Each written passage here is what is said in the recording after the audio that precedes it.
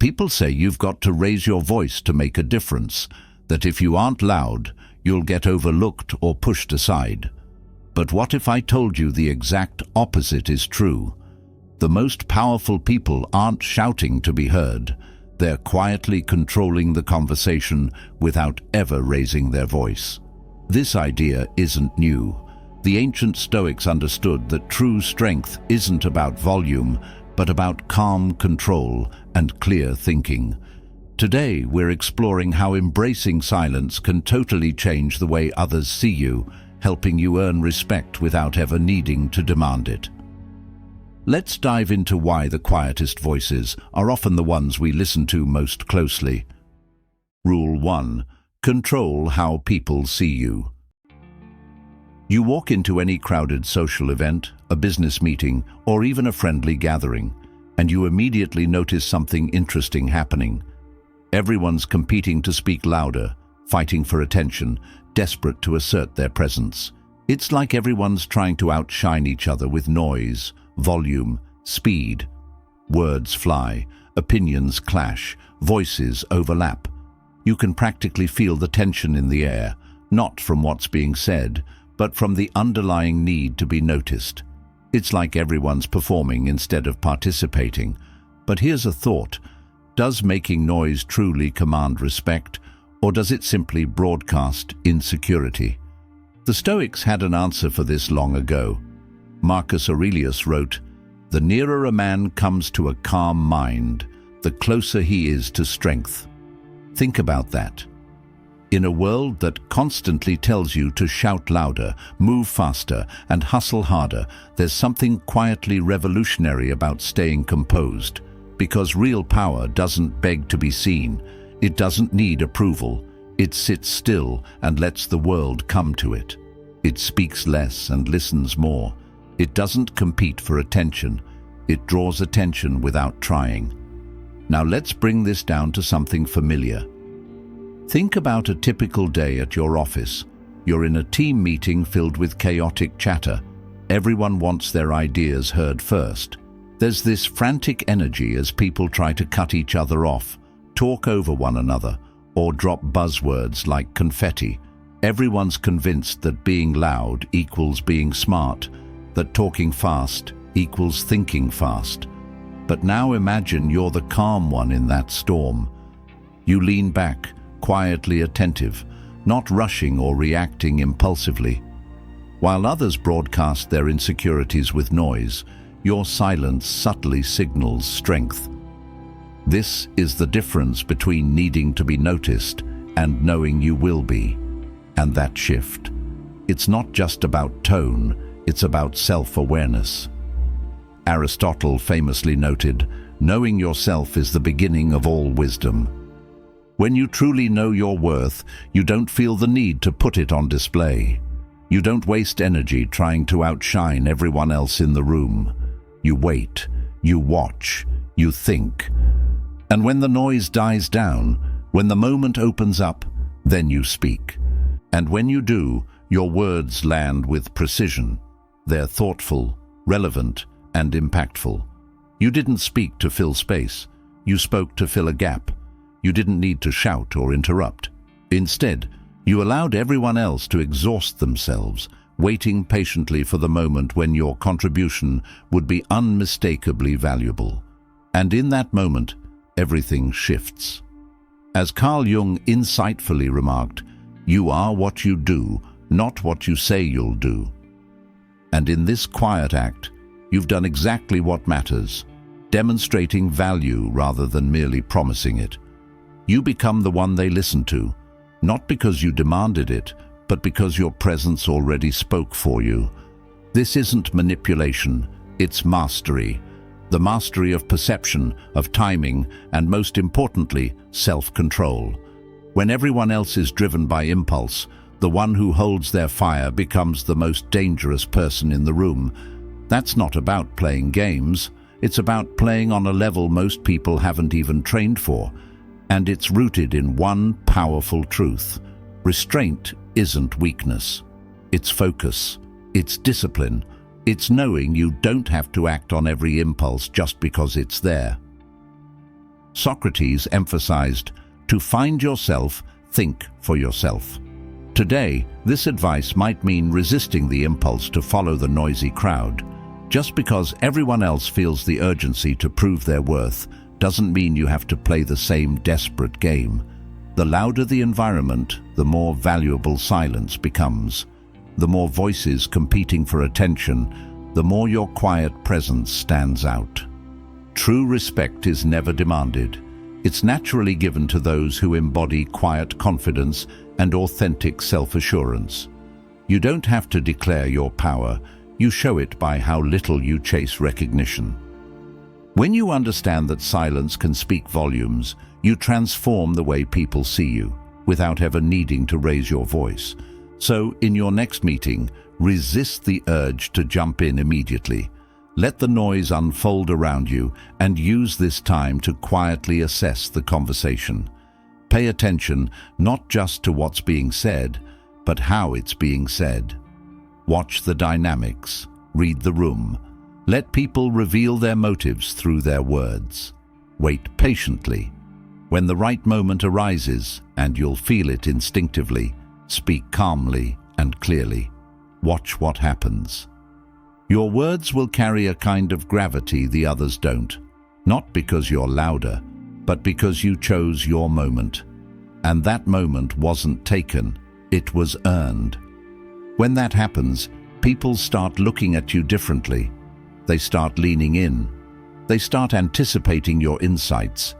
You've shifted from being just another voice in the crowd to becoming a powerful presence in the room. You didn't force it. You didn't sell it. You simply embodied it. Rule 2. Let them underestimate you.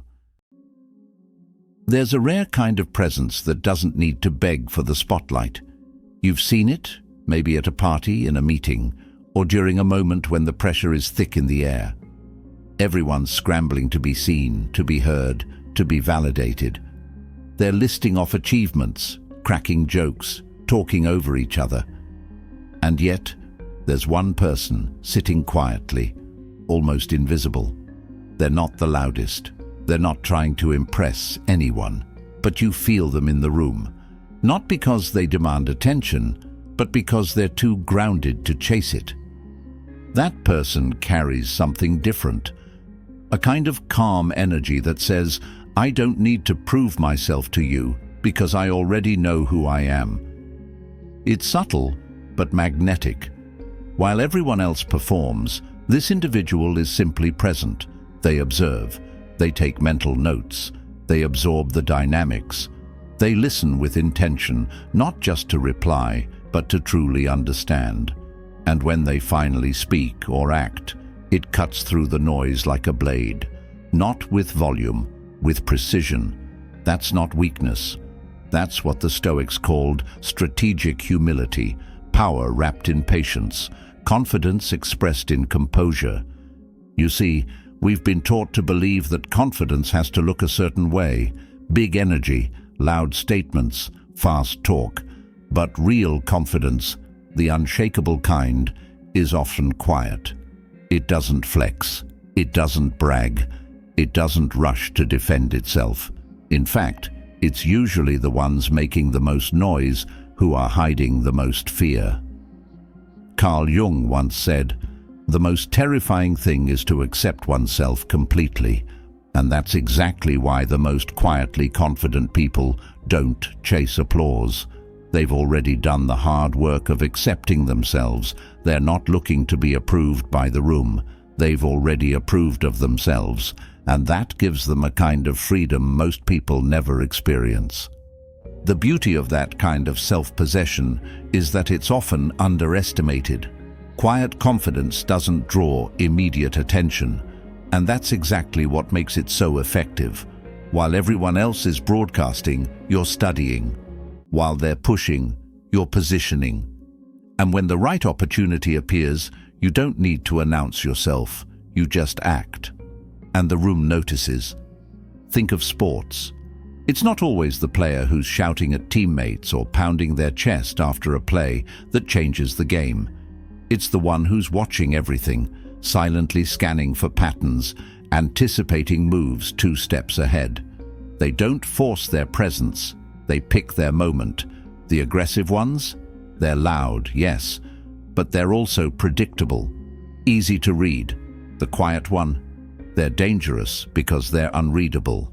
And as Plato put it, courage is knowing what not to fear. The silent strategist knows that being underestimated isn't a setback, it's an advantage. In real life, that kind of subtlety works in your favor. Being underestimated buys you time. It gives you space to move freely without pressure. It disarms people. They open up. They let things slip. And all the while you're collecting data. You're learning how the room works, how people operate, where the weaknesses lie. Seneca, another Stoic mind, once said, "It is a great thing to know the season for speech and the season for silence." Most people never learn that balance. They speak just to fill silence. But you let silence serve you. You begin to see restraint not as passivity, but as a sharpened form of control. Real composure isn't about holding back because you're afraid. It's about holding back because you're planning. And the longer you wait, the more precise your action becomes. That's not inaction. That's intentional patience. Now think of those who stand still when the world's moving fast. They aren't frozen, they're grounded. They're not afraid of being overlooked because they know how temporary attention is. They're building something bigger than a moment. Aristotle once said, "Character is revealed when pressure is applied." And there's no greater character test than staying composed while everyone around you scrambles for recognition. We live in a culture obsessed with being seen. Post your wins, list your accolades, make sure everyone knows how smart, busy, or successful you are. But Socrates had a better idea. Be as you wish to seem. Stop performing and start becoming. Don't tell the world what you're building. Let the results make the announcement. Don't fight to be noticed. Focus on being undeniable. Quietly, strategically, fully. You don't need to dominate the conversation to own the room. Let others have the mic. Let them do the dance. You're not on trial. You're not here to win their approval.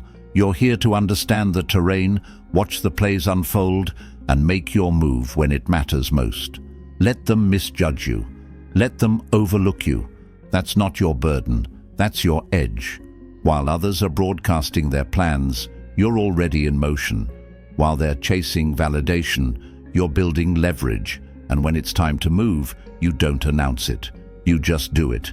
Cleanly, powerfully, quietly. And when that moment hits, everything shifts. Not because you demanded it, but because your presence commanded it. That's not luck. That's not coincidence. That's design.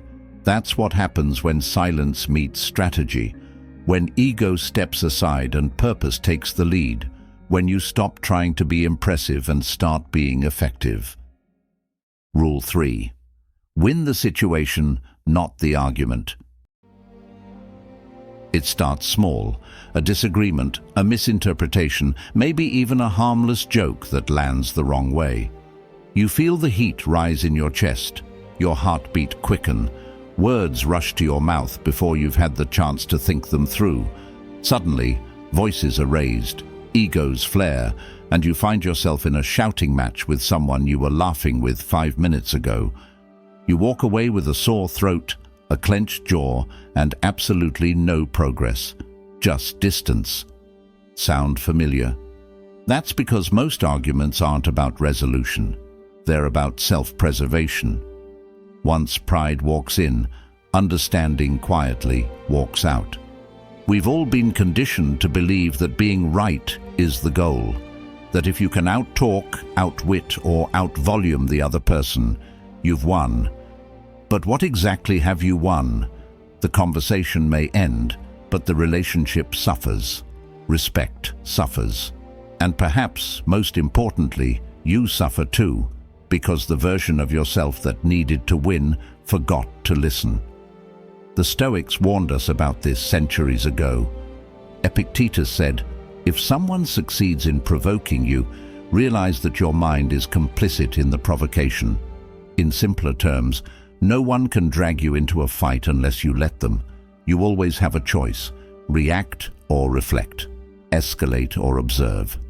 Arguments become traps not because of the topics, but because of the energy we bring to them. Let's say a friend says something you strongly disagree with. Politics, religion, pineapple on pizza, whatever hits your nerve. Your first impulse might be to fire back, to correct them, to educate them. But that impulse? That's your ego. That's not wisdom. Pause for a second and ask yourself, am I trying to be right, or am I trying to understand? Because when you attack, they defend. And once someone shifts into defense mode, they stop hearing you. Their walls go up. The truth can't reach them through barbed wire. Now flip the script. Instead of reacting, lean into curiosity. Ask questions, not sarcastically, but sincerely. Make space, not arguments. Carl Jung once said, "Thinking is difficult, that's why most people judge." And he was right. Changing your mind is hard. It's uncomfortable. So when you create a safe space for someone to think, not to defend, but to actually think, you give them the chance to reconsider. That's how people grow. Not through confrontation, but through reflection. That's influence. Not power over someone, but power with them. Socrates understood this long before any of us. His entire method, what we now call the Socratic method, was built on asking the right questions, not giving the right answers. He didn't shout people down. He didn't crush them with rhetoric. He simply asked, listened, and guided. And in doing so, he helped people uncover their own blind spots. That's why his teachings still survive, because real wisdom doesn't force itself on others. It walks alongside them. In the moment, it might feel satisfying to raise your voice, to win the argument. But strong reactions often come at the cost of strong relationships. You might prove your point and lose the person. Aristotle said, anyone can become angry, that is easy. But to be angry with the right person, to the right degree, at the right time, for the right purpose, and in the right way, that is not easy.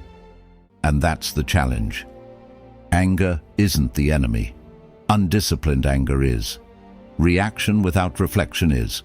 Power used without purpose is. So next time you feel yourself inching toward defense mode, do the harder thing. Pause, breathe, watch your ego rise, and let it settle. Then respond, not from a place of needing to be right, but from a place of wanting to be understood. Ask the other person to share more. Ask why they believe what they believe, and really listen, not to trap them, but to understand them. The more they feel heard, the more they open up. And when they open up, there's a chance for change, not just in them, but in you too. Plato said, "Wise men speak because they have something to say, fools because they have to say something." That's your compass. Don't speak just to fill silence or win attention. Speak when you truly have something meaningful to add. Let your words come from clarity, not emotion, from insight, not insecurity. Because in the end, the person who can remain grounded in a room full of shouting voices, the one who speaks with calm, waits with patience, and guides with empathy, will always be the one in control, not just of the conversation, but of themselves. And that is where real power begins. Rule 4. When you act, be decisive. Some people walk through life like ripples in a pond, fluid, responsive, always adjusting to the environment, but rarely carving a path of their own. They mean well, they react quickly, but they move with uncertainty, constantly adapting rather than directing. Then there are others, people who don't rush, who don't flinch, who don't broadcast their every move. They're quiet, focused, and when they act, it's sharp, deliberate, undeniable. It's like lightning, sudden, exact, unmistakable. It cuts through everything, and for a moment, the whole landscape changes. That kind of presence isn't built on bravado, it's built on decisiveness. Not louder, just sharper. In a world that rewards instant reaction, being still is countercultural. Being precise is rare. But that's what gives it its power. Everyone's sprinting, chasing, posting, shouting. And in that chaos, the person who slows down and moves only when it matters, the one who strikes with clarity instead of noise, commands a different kind of attention. The Stoics understood this long before modern hustle culture. Marcus Aurelius said, "Waste no more time arguing about what a good man should be one." That quote hits hard because it leaves no room for dithering. Don't perform, don't preach, don't plan endlessly. Act. Let's break it down to something simple. Imagine you're holding a dry stick in your hands. If you gently push it, it bends. If you're uncertain, if you apply uneven pressure, it resists, maybe even snaps back and stings you. But if you apply a single focused burst, straight, confident and decisive, it snaps, cleanly, instantly, no resistance. That's the metaphor for effective action. Anything less is just wasted motion. It's the difference between hinting and hitting. And yet, how often do we play small, not because we lack ability, but because we're afraid of moving too fast, of getting it wrong, of standing out too boldly? Especially in places like work. People talk about their ideas constantly, signaling how busy and driven they are, always previewing their next big move. But movement without direction is just noise. It's not impressive, it's exhausting. If you want to separate yourself, stop telling people your next step. Just take it. Build your vision in silence, refine it while others are still discussing theirs. Then, when you reveal what you've been working on, let it be so clear, so complete, that it ends the conversation. Not because you said more, but because you delivered more. This isn't about being reckless. Decisive action isn't impulsive. It's prepared. It's thought through, but not overthought. So many people confuse motion with progress. But motion alone doesn't move you forward. Execution does. Planning without action becomes a comfort zone. It feels productive, but it's really just procrastination in disguise. Socrates, in all his wisdom, pointed out that the beginning of wisdom lies in defining your terms. Know what your target is. Don't act blindly, but don't wait endlessly for everything to feel perfect either. Clarity doesn't come from overthinking, it comes from doing. One of the biggest reasons people fail isn't because they aren't smart or skilled, it's because they hesitate, they second guess. They get stuck in what-ifs instead of creating what now. And this is where Stoicism becomes more than just a mindset. It becomes a way of moving. Seneca warned, "It is not that we have a short time to live, but that we waste a lot of it." Think about that. How many opportunities have you let pass because you were waiting for certainty, for the stars to align, for someone else to validate your idea? Meanwhile, someone else moved, maybe with less talent, but more intention, and they claimed the space that could have been yours. Plato said, "The beginning is the most important part of the work, not the planning, not the promise, the beginning. Because once you start, you separate yourself from the crowd." Most people never begin. They tinker, they tweak, they talk about it, but they don't launch. That's why the world respects results, not intentions. When you act with certainty, you don't need to defend your choices. Your results speak louder than any explanation ever could. So take a moment and look at your life. Pick one thing, just one, a project, a change, a decision you've been circling but haven't committed to. Be honest. What's holding you back? Fear, uncertainty, the illusion of perfect timing. Whatever it is, stop orbiting it. Step back, design a strategy, refine it privately, build it like no one's watching. Then, when you're ready, don't creep toward the goal. Move like lightning. Speak directly. Execute cleanly. Take the space you've earned without apologizing for it. No more half steps. No more backpedaling. No more waiting to be ready. You're not supposed to feel completely ready. You're supposed to be committed. And once you move with that kind of clarity, hesitation has no room to survive. Rule 5.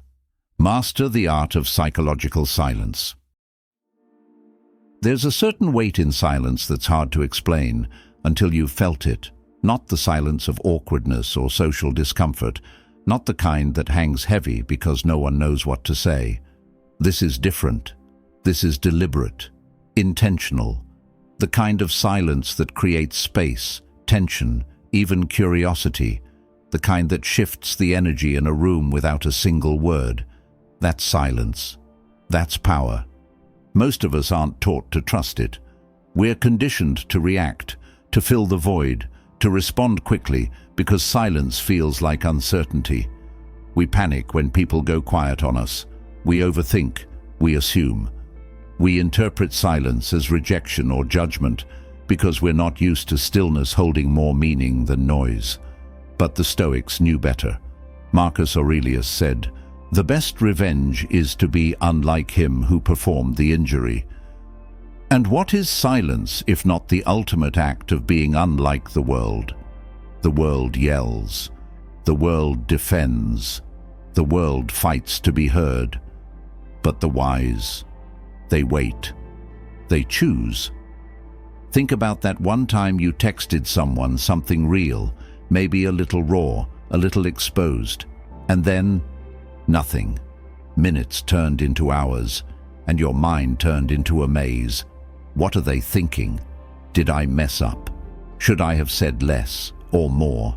That gap between your message and their response is where your imagination runs wild. It's proof that silence has power. Because in that space, people reveal more about themselves than they ever could in conversation. Controlled silence turns the spotlight back onto them. It makes them confront their own assumptions, their own intentions. It makes them wonder what you're thinking, when really you're just choosing not to play the game.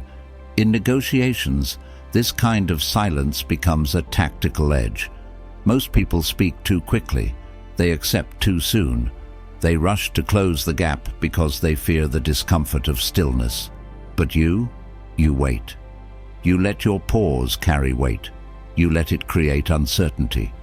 That pause isn't indecision, it's leverage. It introduces doubt into the other person's mind, forcing them to fill in the blanks.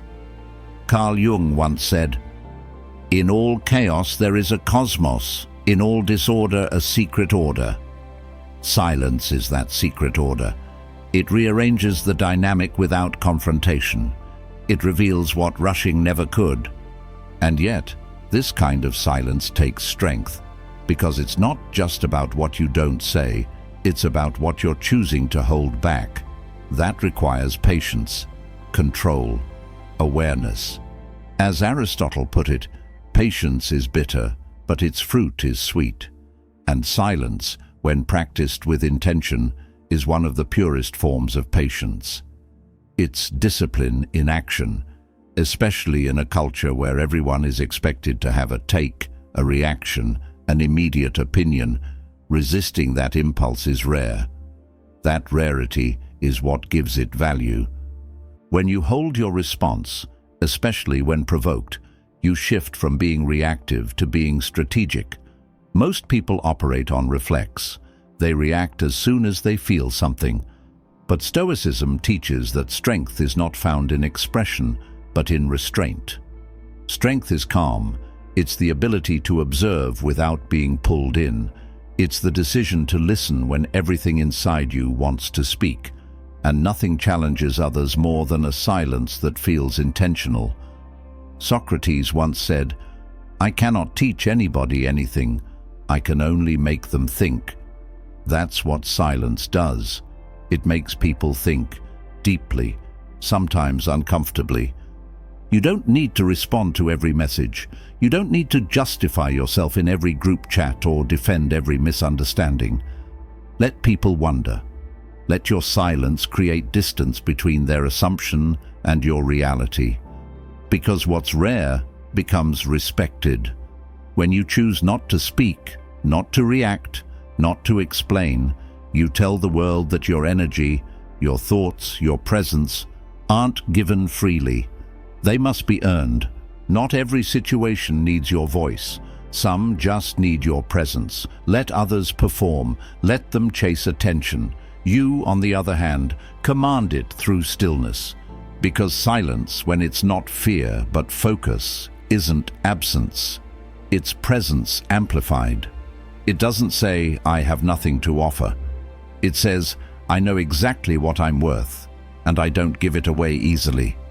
It doesn't ask for attention, it earns it, through intention, through restraint, through the quiet certainty that says, "I know who I am, I know what I carry, and I don't need noise to prove it."